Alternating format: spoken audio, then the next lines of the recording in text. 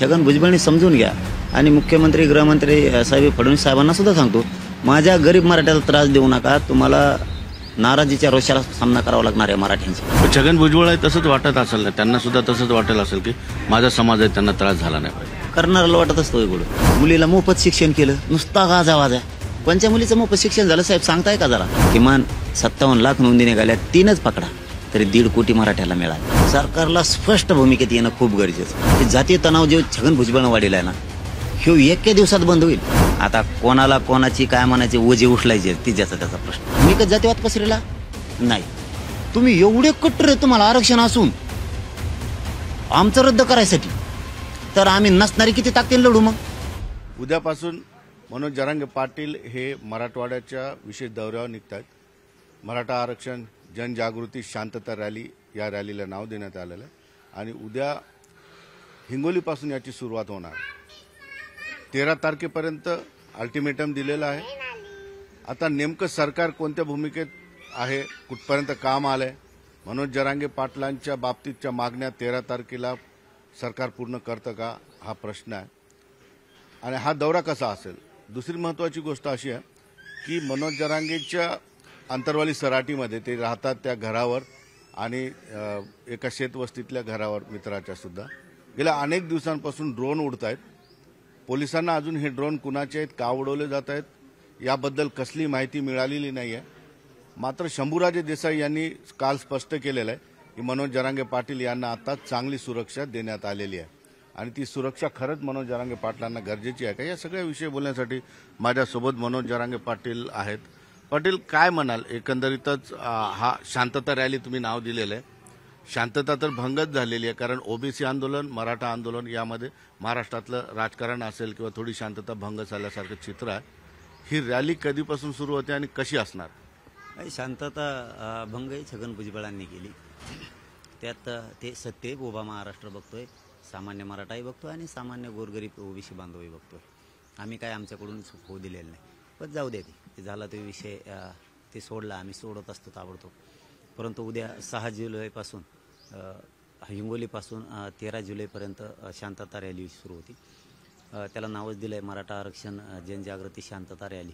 हे या राज्यात शांतता राहिली पाहिजे आणि मराठा समाजाला माझं आव्हान आहे, सगळ्यांनी शांततेत यायचं आणि शांततेत वापस जायचं. राज्यात कायदा सुव्यवस्था आपल्याला बिघडू द्यायची नाही, कारण आपलीसुद्धा जबाबदारी नागरिक म्हणून महाराष्ट्राची, आपण सरकारची पण जबाबदारी ती अबाधित राहिली पाहिजे. कोणी आमच्या रॅलीला गालबोटसुद्धा नाही लावलं पाहिजे, ही सुद्धा सरकारची जबाबदारी आहे. आमच्या रॅलीत घुसून कोणी विनाकारण तिला गालबोट नाही लावलं पाहिजे. आणि मराठा समाजाला माझं हात जोडून आव्हान आहे, मायबापा, आपण आपल्या मुलाला जर न्याय द्यायचा असला, त्यांचं भविष्य जर घडवायचं असलं, आपल्याला घराच्या बाहेर पडावं लागणार आहे. वारंवार सतत, जसं मी सातत्यानं हे आंदोलन आपल्या लेकरासाठी लावून धरलं आहे, त्यामुळं न्याय मिळतो, तसं तुम्हालाही वारंवार बाहेर पडावं लागणार आहे. असं म्हणून चालणार नाही की सारखं सारखं आता किती दिवस, असं म्हणून नाही चालणार. आपण शेती कसतो, पेरतो, एकदा पेरली शेती की काय 5 पिढ्या पेरावं नाही लागत असं आहे का? वर्षानुवर प्रत्येक वर्षाला पेरणी नवीन करावीच लागते. तसं आपले लेकरं आणि आपले जात आणि आपला समाज मोठा करण्यासाठी आपल्याला घराच्या बाहेर पडावं लागणार आहे, महिना 2 महिन्याला सातत्यानं ताकदीनं.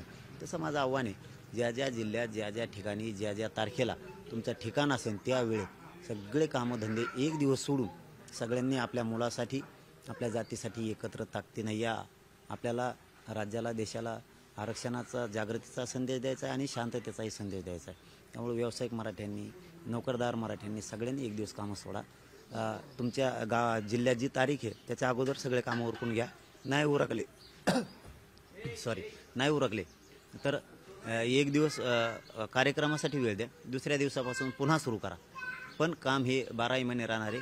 आपल्या हातातून आपल्या लेकरांचं भविष्य जाता कामा नाही. हातातोंडाशी घास आलेला आहे आरक्षणाचा, ती जाऊ द्यायचा नाही. म्हणून ताकदीनं सगळे घराच्या बाहेर पडा. तर थोडंफार कमी होणार आहे, कारण कामाचे दिवस आहेत. आमची शक्ती आम्ही दाखवलेली.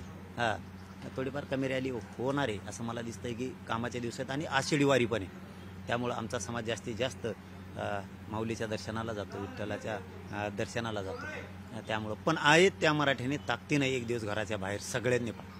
पाटील, तुम्ही बोलताना असं म्हटलं की आमच्या रॅलीला गालबोट लावण्याचा कुणी प्रयत्न करू नये, तुम्ही एक इशारा देताय सरकारला. तुम्हाला काय वाटतं की तुमच्या रॅलीला गालबोट लागेल? मागचा लक्ष्मण हाके यांच्या रॅलीला मातोरीमध्ये जे झालं तसं तुमच्यासोबत होऊ शकतं का? नाही नाही आम्ही तेढ निर्माण नाही करत कधी. छगन भुजबळा नाद आहे. हो, छगन भुजबळा नाद आहे. बाकीच्या बांधवांना नेत्यांना ओबीसीचा आम्ही कधी विरोधक शत्रू मानलेला नाही आणि मानणार सुद्धा नाही. विरोधक सुद्धा नाही मानलं, शत्रू नाही मानलं. काय संबंध आहे त्यांना शत्रू मानायचा? त्यांचं आमचं सगळं ताट आहे की हे राजकारणी लोक काय करतात, त्यांच्या राजकीय स्वार्थापुढे आमच्या वाद लावतात. रॅली कवा पाठ गेली 4 वाजता. तुम्ही 8 वाजता काय करता तिथे त्या गावात? तुम्हाला बनवून पाठवलं छगन भुजबळ, बनवून पाठवलं. जा तुम्ही तुमच्यात गाड्या फोडा, गोरगरिबाचे लोक गुतू. माझ्या समाजाला त्रास होता कामा नाही. छगन भुजबळनी समजून घ्या. आणि मुख्यमंत्री गृहमंत्री साहेब फडणवीस साहेबांना सुद्धा सांगतो, माझ्या गरीब मराठ्याला त्रास देऊ नका. तुम्हाला नाराजीच्या रोषाला सामना करावा लागणार आहे मराठ्यांचे. हो, मी जाहीरपणाने सांगतो. त्याचं ऐकून तुम्ही मराठ्यांना त्रास देऊ नका. वोट बँक या नादात, नेरेटिव्ह भरून काढायच्या नादात काही पाऊल उचलता, पण मराठ्यांची नाराजी अंगावर घेऊ नका. तुम्हाला वाटेल आम्ही त्यांना जवळ केल्यामुळं खरा मराठ्यावर अन्याय मी ताकद देतो तुम्हाला, असं वाटेल तुम्हाला, परंतु तुमची ताकद हातातून काढून घ्यायला मराठ्याला वेळ नाही लागला. पाटील, जसं तुम्ही म्हणताय माझ्या मराठा समाजाला त्रास नाही झाला पाहिजे, माझ्या मराठा समाज, मग छगन भुजबळ आहे तसंच वाटत असेल ना, त्यांना सुद्धा तसंच वाटेल असेल की माझा समाज आहे त्यांना त्रास झाला नाही पाहिजे. करणाऱ्याला वाटत असतो कुठं, त्रास देणाऱ्याला कुठं वाटतं होय त्रास देऊन? आम्ही कोणचा त्रास दिला दाखवा. इथं बसलो आम्ही, पुन्हा तिथूनच सुरुवात होती. आम्हाला मारण्याचं इथं आमच्या आई बहिणीचे डोके फोडले, गोळ्या घातल्या. हे लय भयंकर घटना झालेली आहे. हो, तो प्राणघातक हल्ला साधा नाही आहे. कित्येक गोळ्या कशा काढल्या, काय वेदना होत्या, काय किंकाळ्या होत्या, त्या आजही कानावर पडतात आमच्या. त्या माता मावल्या काय अर्धत होत्या. गोळ्या काढताना डॉक्टरांना किती वेदना झाल्या, त्या पेशंटला किती वेदना झाल्या बघू वाटत नव्हतं. ते रक्ताने माखलेले सगळे कपडे, सगळे रक्ताच्या थारोळ्यात पडलेले लोक इथं, ते नाही विसरत. तरी आम्ही नाही जातीवाद केला ना. त्या छगन भुजबळाची याच तालुक्यात येऊन इथंच एल्कर सभा घेतली. कुणी जातीवाद केला बाबा? त्यानेच वाटून दिलं भाषणं. तू तोडेव म्हण, कुणाला कोयत्याने पाया काढीन म्हण, कोणाला मारून टाकीन म्हण, जरंग्याला मारून टाकीन म्हण, येऊन दाखव म्हण. हे कोणी सुरू केलं? त्यानेच केलं. आंदोलनाच्या पुढं आंदोलन देशात नसतं छगन भुजबळ साहेब, तुम्ही समजून घ्या. हो, तुम्ही लय लांब आहे. इथं आमच्यात चिटकून द्यायचं काम होतं तुमचं, आमच्यात मारामाऱ्या दंगली लावायचं काम होतं. नसतं देशात कधी. हक्क आहे, 100% अधिकार आहे प्रत्येकाला. लोकशाहीनं दिलाय, संविधानानं दिलाय, अभिव्यक्ती स्वातंत्र्य आहे. पण असं नाही ना, समोरासमोर असं नाही. हे ते घडून आणतो. त्यामुळं ते रॅलीत घुसू शकतो लोक त्याचे. आमच्या आताच्या रॅलीमध्ये ही भीती वाटते तुम्हाला? भीतीचा काय संबंध आहे? तो घुसू शकतो, त्याला ती दंगली घडवून आणायची सवय आहे. तो घुसू शकतो. गृहमंत्री सांभाळते ना, राज्य सांभाळायचं त्यांच्या हातात आहे, ते सांभाळतील. शांतता रॅली आहे, ते लोक घुसू शकतो, लोटालोटी करू शकतो. इथं पोलिसांनी केली तशी, त्यांच्यात लोकांनी लोटालोटी चालू केली, साध्या कपड्यात लोटालोटी सुरू केली आणि हाणायला चालू केलं. तसं ते करूच. पण शेवटी आता गृहमंत्री साहेबांना सांगतो आयबीन लोकमतच्या माध्यमातून, आता नका नाद करू मराठ्यांचा. हा, आता खोडसाळपणा करायला लावू पण नका, कारण नाही परवडायचं तुम्हाला. तुम्ही लोकसभेच्या आधी सुद्धा हे म्हणत होतात की मराठ्यांची नाराजी घेऊ नका, तुम्ही सगळ्यांना इशारे दिले, पण लोकसभेत व्हायचं ते झालं. तुम्ही पुन्हा आता विधानसभा काही तोंडावर आलेले, आता तुम्ही तेच इशारे देताय की मराठ्यांची नाराजी अंगावर घेऊ नका. हा इशारा कसा घ्यायचा सांगा? तरी त्यांच्यात बदल होतोय का? तर याचं उत्तर हे नाही. त्यावेळेस नाही झाला, आता नाही होत. आता ते नेरेटिव्ह भरून काढायच्या नादात, खड्डे भरून काढायच्या नादात, खाचखोलगे भरून काढायच्या नादात, याला जवळ कर, त्याला जवळ कर, जे मराठ्यांना अपेक्षित नाही ते मुद्दाम कर, मराठ्यावर डावं टाक. आंदोलनाला सगळे ओबीसीचे नेते एकत्र आले आणि मग यांना वाटत असं एखाद वेळेस, म्हणतोय मी अंदाजे फडणवीस साहेबाला, त्यांना शिंदे साहेबाला, की आता हे आपण इतके एकत्र आलेत, यांना मराठ्यांचे आपण नोंदी रद्द करायचं आश्वासन दिलं आहे, त्यांना प्रमाणपत्र वाटप करणं चालू आहे ते बंद केलं आपण. म्हणजे त्यांना वाटत असेल आम्ही झोपलोत का काय? आम्ही जागे आहेत. तुमच्या कृतीकडे आमचं बारकाय ना लक्ष. तुम्ही परत 10% आरक्षण दिलं, त्याच्यात आत्ता कशी 28 जूनला सुधारणा केली, तुम्ही रद्द केलेत प्रमाणपत्र द्यायचे, मराठ्यांच्या पोरांचं कसं वाटोळं करायचं याचा पुरेपूर सरकार मागं लागले आहे. हां, कारण अगोदरचे प्रमाणपत्र आता जर कॉलेजला ॲडमिशनला गेलं तर ॲडमिशनला कॉलेजला डायरेक्ट म्हणायला लागले नवीन कार्ड. नवीन जुनं काय कशाला दिलं मग 10%? येड्यात काढता लोकाला तुम्ही. एका हातानं देता आणि दुसऱ्या हातानं कोऱ्हाड डोक्यात घालता. हे कळत नाही का आमच्या लोकांना, गोरगरीब मराठ्यांना? पोरांचे ग्राउंड झालेत आता नोकरीचे, काहीला नोकर भरती करायची, काहीला नीटचे ॲडमिशन आहेत, CATचे आहेत. किती प्रॉब्लेम उभा करून ठेवले तुम्ही. क्रिमिलेअर वेगळं काढा, जात प्रमाणपत्र वेगळं काढा. का बरं? आता पुन्हा कागदपत्र, पुन्हा सेतू विभाग, पुन्हा तहसील, पुन्हा चक्रा, पुन्हा मराठ्यांच्या वाट्याला तेच. याच्यासाठी आमच्या आईबापानं थोडे थोडे भरणाचे पैसे वाचून पोरांना फी भरायला ठेवले. तुम्ही हेच काम केलं. दुसरं, आता हे तुम्हाला 5वा मुद्दा सांगतो. 5वा मुद्दा, मुलीला मोफत शिक्षण केलं. नुसता गाजावाजा. कोणत्या मुलीचं मोफत शिक्षण झालं साहेब, सांगताय का जरा? सांगता? नेरेटिव्ह भरून काढायला निघालात.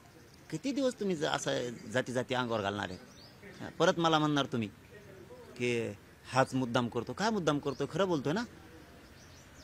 हे काय नाही झालं. आणि याच्यात मुख्यमंत्री साहेब शिंदे साहेबांना लक्ष घालणं खूप गरजेचं आहे. ह्या गोष्टीत खूप गरजेचं आहे.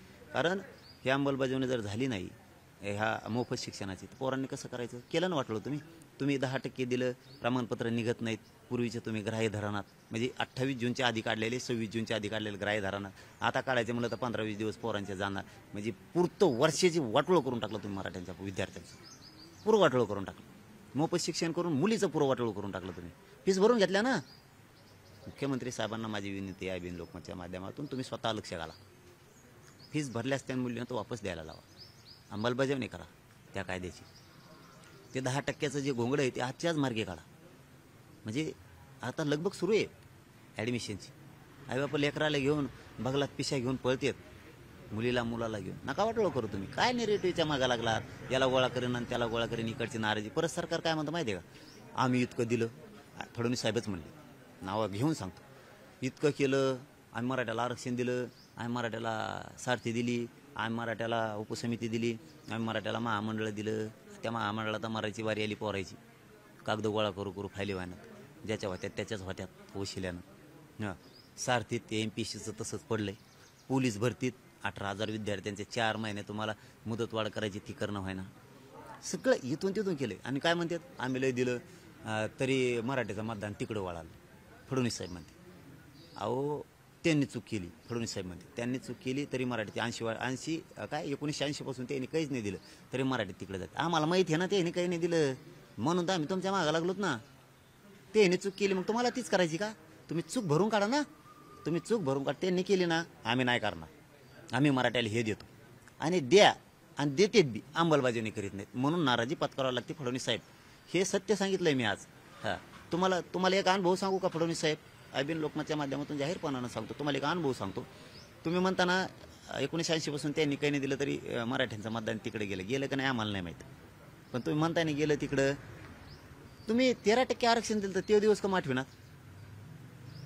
तुम्ही त्यांनी चूक केली, मी करणार नाही असं फडणवीस साहेब म्हणले होते, आणि त्यांनी 13% आरक्षण दिलं. तर त्यावेळेस 106 आमदार नाही निवडून आले. मग ते गेले का ध्यानातून तुमच्या?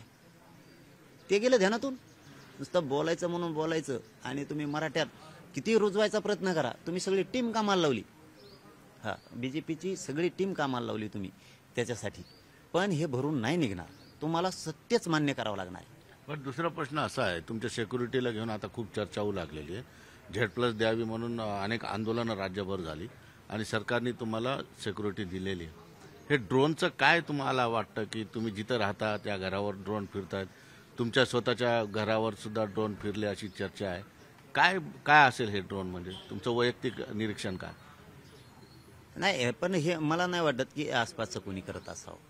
कारण किती वैयक्तिक मतभेद असले, किती नाराज असल्या, किती मन दुखलेले असले, तरी शेवटी आम्ही परिसरात राहिलेलो आहे. त्याच्या अगोदर 20, 25 वर्षे आम्ही परिसरात राहिलो, एकमेकाच्या घरात गेलोत आलो. इतक्या नीच विचाराचे वृत्तीचे नाहीत.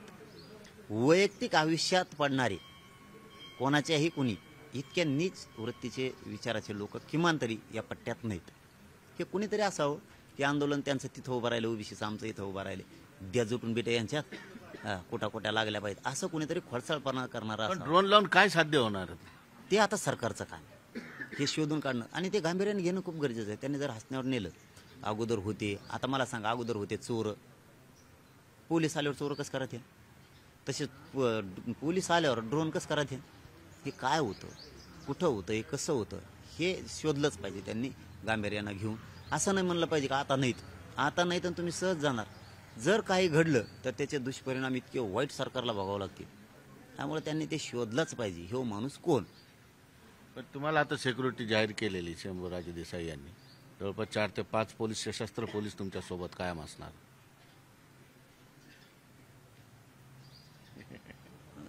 आणखी नाही नाही, शंभूराजे देसाई साहेबांवरती तर विश्वास आहेच, पण मी नाही घाबरत. मी खरं सांगतो, मी तळातर जीव घेतलेला आहे. आम्ही नाही भेट नसतं ते घर त्या दिवशी सोडलं असतं सरपंचात. तिथं मी म्हणलं असतं नको, इतक्या रानावनात नको, मारून टाकतील. मी नाही भेट.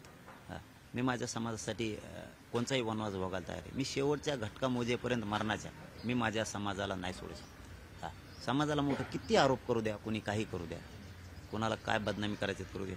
सध्या तर मग सत्ताधाऱ्यासह बाकीची फक्त चुकं शोधी देत, कुठशी नसली तरी तिला जोडी देत.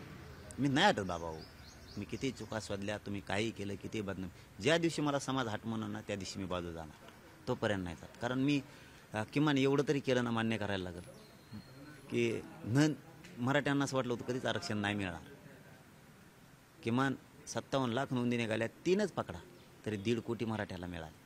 आत्तापर्यंत करू शकलो मी, माझ्या आयुष्यात येऊन मी माझ्या जातीसाठी काही खोयना करू शकलो, काही ना काहीतरी. पुढं एखादी चूक होईल आरक्षणाच्या बाबत, मी काय घटनातज्ञ नाही आहे, कायदातज्ञ नाही आहे, काहीतरी चूक होईल. पण मुलगा म्हणून प्रामाणिकपणाने मी आडमोठेपणाने खोयना लढलो. आज 1.5 कोटी खोयना लोकांना दिलं. आपल्याला 10% मान्य नाही, ते टिकणार नाही म्हणून, पण 10%ही दिलं. आज देशातलं पहिलं आंदोलन आहे की 100% यशस्वी झालं. म्हणजे या कुणबी नोंदी मिळालेल्या आणि 10% मिळालेलं. आपण आता त्याला मान्य करत नाही ते टिकणार नाहीत म्हणून, पण सत्य बघितलं तर 10% आणि मिळालेलं नोंदी. आज 100% मराठ्यांना आरक्षण मिळालेलं, 100% मराठ्यांना. हे आणि 100% आंदोलन हे पहिल्यांदा देशात यशस्वी झालेलं पहिलं आंदोलन आहे. त्याला जोडून मोफत शिक्षण झालं, कित्येक तरी विद्यार्थ्यांना नोकरीत घेण्यात आले, कित्येक तरी विद्यार्थ्यांचे कामं झालेत. माझ्या हातात जे काम येईल ते मी करत राहतोय. समाज एक झाला, कधी होत नव्हता. मला जितकं माझ्या आता आंदोलनाची गरज काय उरली? तुम्ही जसं म्हणताय की काही कामं केली सरकारने, तुम्ही सरकारवर एका बाजूने टीका करता तर दुसऱ्या बाजूने सरकारने जे काम केले ते प्रामाणिकपणे सांगता सुद्धा. मग आता आंदोलनाची गरज काय? नाही, मी हे समाजाला सांगितलं, सरकारला नाही. माझ्या समाजाला सांगितलं, मी जीवनात येऊन तुमचं लेकरू म्हणून मी काहीतरी करू शकलो, मी काहीतरी देऊ शकलो. तुमची ताकद करोडो मराठ्यांची मी सत्कारणी लावली, वायाला नाही जाऊ दिली, काही खोय नाही केलंय. मी चूक वाटत असेल तर समाजाने मला सांगावं, मी बाजूला जातो. मी माझा समाज तरी एक केला, कधी एक होत नव्हता. आज एकमेकाचे वाद कमी झाले, साधे लग्न लोक करायला लागले. हे काही ना काहीतरी थोडीशी जागृती झाली बऱ्यापैकी. मला आता शेवटाकडे येतो मी. 13 तारीख तुम्ही शेवटची दिलेली आहे, पण जे अधिवेशन चालू त्या अधिवेशनामध्ये ज्या पद्धतीने सरकारच्या वतीनं काही स्टेटमेंट करण्यात आले की 13पर्यंत काही तुमच्या हाती लागेल किंवा सरकार देऊ शकेल असं वाटत नाही, कारण जे काही प्रोसेस करायच्या त्याला भरपूर वेळ लागणार. आता हे बघा, एक आंदोलक हे माझा समाज आहे आंदोलक हे. सध्या समाजाचं काम आहे, मी मुलगा म्हणून ज्यावेळेस समोर होऊन काम करतो, विश्वास ठेवणं गरजेचं. कारण असं आडमुठपणानं नाही चालत की नाही तर मग आत्ताच द्या. सरकारला वेळ द्यायला लागतो, दिला, महिन्याचा वेळ दिला. शंभूराजे देसाई साहेबांवरती आमचा विश्वास समाजानं ठेवला आणि दिला महिन्याचा वेळ. पुन्हा एकदा मराठ्यांनी शिंदे साहेबांवरती आणि फडणवीस साहेबांवरती विश्वास ठेवला.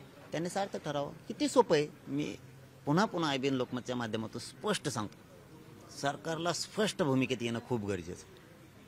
हे जातीय तणाव जे छगन भुजबळनं वाढीला आहे ना, हे एके दिवसात बंद होईल.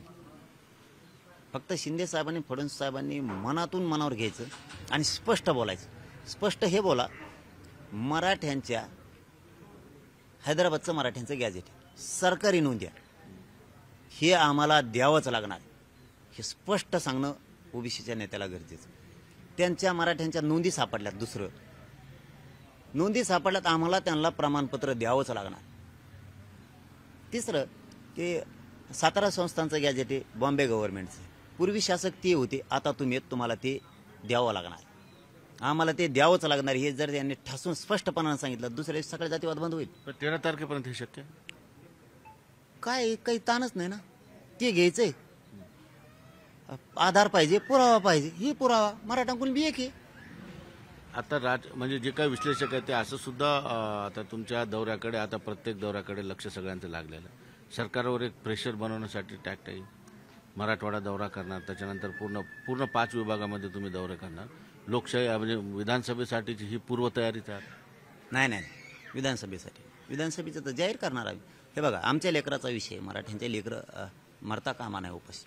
त्यांना आरक्षण काय गरजेचं आहे हे ते शिकणाऱ्या विद्यार्थ्यांना विद्यार्थिनीला मुलामुलींनाच माहिती आहे काय हाल आहे. त्यामुळं आम्हाला आमच्यात जागृती ठेवणं गरजेचं आहे आणि आम्हाला मुलांसाठी स्वतःच्या आणि जातीसाठी आम्हाला एकत्र येणं आवश्यक आहे. आम्हाला शक्ती दाखवणं आवश्यक आहे आणि आम्ही ती आमच्या हितासाठी दाखवतोय, समाजाच्या हितासाठी दाखवतोय, मुलामुलींचं भविष्य घडावं म्हणून दाखवतोय. आम्ही काय ते जाणून बुजून करत नाही आहेत आणि हे गरजेचं आहे. म्हणून माझा मराठा समाज एक दिवस 100% ताकदीनं आहे घरी तो घराच्या बाहेर पडणार आणि घराच्या बाहेर पडल्याशिवाय मराठ्यांना न्याय मिळणार नाही.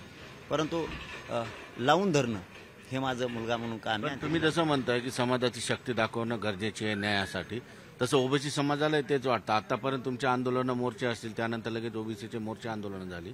तुमच्या रॅलीला पण आता काउंटर करण्यासाठी ओबीसी रॅली सुद्धा होऊ शकते. याच्यात वातावरण खराब होईल पुन्हा महाराष्ट्राचं. नाही होणार. त्यांनाही अधिकारी काढायचा म्हणजे आम्हाला आणि त्यांना नाही का. पण दोघं आमने सामने आले, एवढे मोठे समाज ते छगन भुजबळचं काम आहे. मग हा आमने सामने आणणं म्हणजे त्याचंच काम आहे. ते आमने सामने उभा करायचे, वाद घडून दंगली काढवायचे. इथं नाही काय केलं. तर तुम्ही ज्या पद्धतीने छगन भुजबळ म्हणतात, त्यावर लक्ष्मण हाके म्हटले की मनोज जरांगेंना छगन भुजबळ नावाची कावीळ झालेली. तुम्ही सतत त्यांचं नाव घेता. माझं कसं आहे, मी ज्यांना विरोधक मानलं नाही त्यांना मानत नाही. आता कोणाला कोणाची काय म्हणायचे ओझे उचलायचे ती ज्याचा त्याचा प्रश्न. बळच कोणाला भांडणं करून घ्यायचे ती ज्याचा त्याचा प्रश्न आहे. आम्ही ना कधी गोरगरीब धनगर बांधवांना विरोधक मानलाय ना मानणार आहे, ना कधी ओबीसीला मानलाय ना मानणार आहे. आता त्यो करून घेणारा ते. त्यामुळे यांना विरोधक मानलं नाही, शत्रू नाही आम्ही आणि मानणार बी नाही कधीच. हे आता याचं त्याचं कामच आहे. त्याचं काम आहे, त्याला काय करणार मी. पण तुम्ही आवाहन कराल दोन्ही समाजाला? का नाही करणार. मी सांगतानाच सांगितलं हे छगन भुजबळ राजकारणी माणूस आहे. हे राजकीय स्वार्थापोटी काही करू शकतो. केलंय त्यांनी. आंदोलन एकाने करायचं, गुलाल तिसऱ्याच्या अंगावर टाकायचा.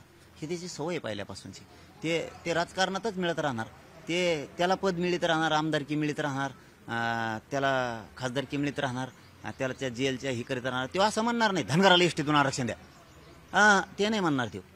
ते कधीच म्हणणार नाही. सगळे ओबीसी एकत्र करणार, पाड्याले सगळे राज्यातले सगळा माल गोळा करणार आणि ते फक्त दाखवून देणार मी ओबीसीचा लीडर आहे. हां आणि अमक्यातलं अमकं करा, तमक्याला तमकं करा. 10% मोठे होता, 90% धनगराचं काय, गोरगरिबाचं. माझ्या मराठीचे 10% मोठे होतील राजकारणातले, 90%चं काय, आपल्या गोरगरिबाचं काय, ओबीसीचं गोरगरिबाचं काय, ते कोणाचाच नाही. त्याने एकही धनगरांचा नेता आत्ता मोठा नाही होऊन दिला.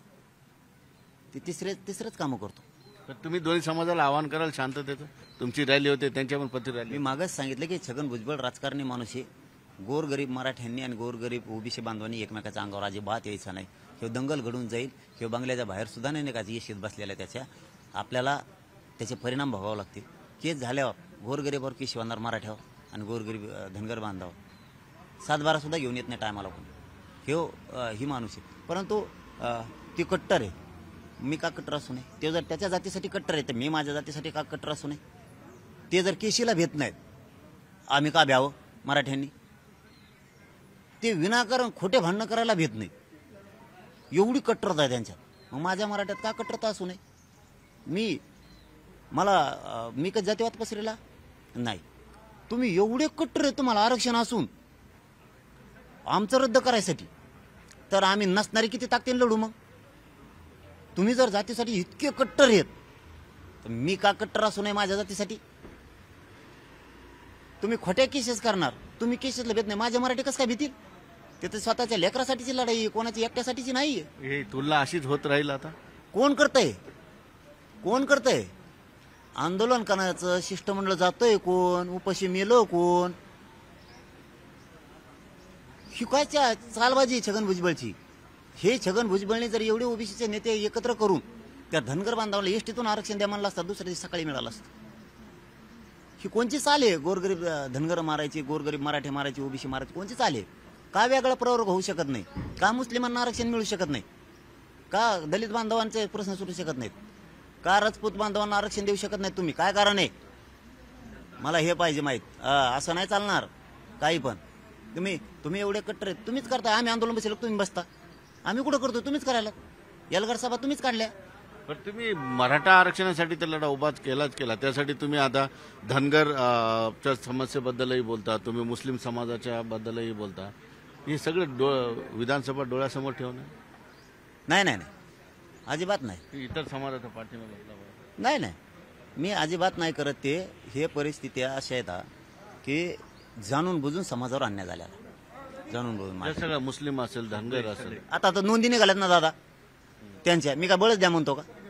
त्याच्यात मारवाडी निघाला, ब्राह्मण निघालाय, मुस्लिम निघालाय, त्याच्यामध्ये लिंगायत निघालाय, त्याच्यामध्ये राजपूत निघालाय, सुतार या निघालाय. सगळ्यांना दिलंच पाहिजे. येत आहे आता नोंदी निघाल्यात म्हणलं, तुमचं 7 बारा सापड म्हणलं, तुम्हाला वावर नाही द्यायचं का? असं कसं काय? तुमचं अंतरवले 1 गुंठाभर रान सापडले, तुम्हाला द्यायचं नाही म्हणजे ही कोणची पद्धती? ही कोणचं संविधान त्या चालू समाजाला तुमच्या सोबत दिलंच नाही पाहिजे. दिलं पाहिजे बाबा. मी म्हणतो तुमचं इथं 1 गुंठा रान निघालंय, कशामुळे द्यायचं नाही तुम्हाला? का नाही द्यायचं तुम्हाला? तुम्ही राहत असताना संभाजीनगरला म्हणून द्यायचं नाही काय? तुमचं इथे असं काय करताय तुम्ही? कोणचं संविधान पाळताय मग? पण हे आता सोशल इंजिनिअरिंगच आहे ना थोडक्यात, की सगळ्या जातींना सोबत घेऊन आरक्षणाची एकच मागणी. बघ, ज्याचा त्याला हक्क मिळाला पाहिजे, माझं हे म्हणणं. राजपूत समाजाला जर अर्ध्या आहे, अर्ध्याला का नाही? का नाही? काय कारण आहे? मुस्लिमांच्या जर नोंदी निघाल्या तर मुस्लिमांना आरक्षण कशामुळे नाही? त्याचं कारण काय? मला उत्तर द्या ना. तुमचं जर असं म्हणणं असेल बागवान समाजाला शेती कसतो म्हणून त्याला आरक्षण आहे, बाकीच्या मुस्लिमांना शेती नाही म्हणून देता येत नाही, द्या त्याला 2 एकर. बघा हो बट्यावर थांबतो की नाही देऊ? शेती नसल्यावर कुठून करीन देऊ? नाहीच ना. तुम्ही असा भेद नाही ना करू शकत. मला द्यायला लागणार आहे हे. त्याच्यामुळं ही लढाई न्यायासाठीची, राजकारणासाठी नाही. मी आशावादी आहे, आम्ही आंदोलन करताय, सरकार देणार आहे, त्यामुळे आशावादी राहावंच लागेल. 13 तारखेला काही ना काही हाती लागेल. 100% विश्वास समाजानं ठेवलाय म्हणल्यानंतर शंभूराजे साहेब याच्यावरती तोडगा काढतील. हैदराबादचं गॅझेट लावतील, सातारा संस्थांचं लावतील, बॉम्बे गव्हर्नमेंटचं लावतील. 83 क्रमांकाला ओबीसीच्या यादीत कुणबी आहे, बाकीच्या जाती 180 जाती ज्या आहेत त्यांच्या उपजाती, पोटजाती म्हणून आत घातल्यात. मराठा आणि कुणबी एकच आहे, पोटजाती म्हणून. एक शासन निर्णय, एक ओळीचं नुसतं लिहायचं काम आहे. ते मराठ्यांना न्याय मिळू शकतो, काही होऊ शकतं.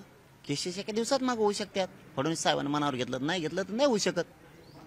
त्यांनी जर मनावर नुसतं नादी लावलं नाही होऊ शकत. आणि त्यांनी जर ठरवलं ह्या केसेस उद्या माघारी, पण तुम्ही आशावादी राहणं गरजेचं. मी आंदोलक आहे, समाजाचं मुलगा म्हणून काम करतोय, समाजाची जबाबदारी माझ्या खांद्यावर आहे म्हणल्याच्यानंतर समाजाचं हित हेच माझ्या पुढचं सगळ्यात मोठं ध्येय असणार आहे, दुसरं ध्येय नाही. इथं कोणाला खाऊ देत नाही, मी खातं नाही, इथं हिशेच नाही, माझ्यापाशी ते टिकत नाही. ते तिकडे गेल्यावर माझ्या विरोधात डफडवायची. ते का करू? आता मी माझं प्रामाणिक काम करतोय, करत राहणार आहे. माझंच समाजाला आव्हान आहे आणि सरकारला आहे, मुख्यमंत्री साहेब शिंदे साहेबाला आहे, फडणवीस साहेबांना आहे. ते जरा शांततेनं हाताळा, बारकाईने लक्ष ठेवा. मतदानाच्या नादात याचे मतं जोडा, त्याचे मतं जोडा, याच्या नादात जर मराठा आता हातातून निसाटला, बरं का, आता जर मराठा समाज हातातून निसाटला, कारण मराठा बघतोय तुम्ही याला जवळ करताय, त्याला जवळ करू नका या मताचे आम्ही नाही. पण त्यांचं ऐकून आमचं पुरं बंद केलं. टोटल प्रमाणपत्र द्यायचे बंद केले, नोंदी शोधायच्या बंद झाल्या, EWS बंद केलं, ECBC बंद केलं, 10% दिल्याला बंद केलं. आमच्या आत्ताच्या प्रमाणपत्रासाठी सुद्धा कॉलम नाही आहे तिथं. तुमच्या हायतीत जातल्या म्हणतात शिक्षण मोफत मुलींचं म्हणले ते नाही. परत तुम्ही ECBC आता दिलं 10%, त्याचं पूर्ण निर्णय चेंज केला. तुम्ही कॅबिनेट घेणार होती, इथून गेल्यावर ती रद्द केली. यांच्या दबावात तुम्ही काय काय केलं हे आम्हाला माहिती. म्हणून मराठा समाज बघतोय, मतं जोडण्याच्या नादात मराठा हातातून निसटून देऊ नका, नाही तर किंवा 200 सीटं नाही यायची. निश्चितपणे आपण या ठिकाणी बघितलं की मनोज जरांगे पाटील यांनी सविस्तरपणे भूमिका मांडलेली आहे. शेवटपर्यंत लढा देणार आणि इतर समाजासाठी सुद्धा लढत राहणार, अशा पद्धतीचं वक्तव्य त्यांचं आहे. मात्र एक गंभीर इशारा त्यांनी या ठिकाणी दिलाय.